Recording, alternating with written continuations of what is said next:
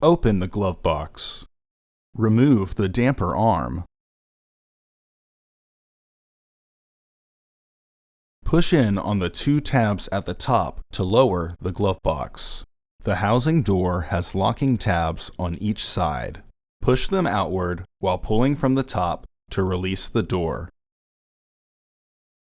Remove the old filter and clean out any debris inside the housing. Insert your new filter into the housing with its airflow indicating arrow pointing down. Close the housing door, making sure the side tabs lock back into place. Raise the glove box.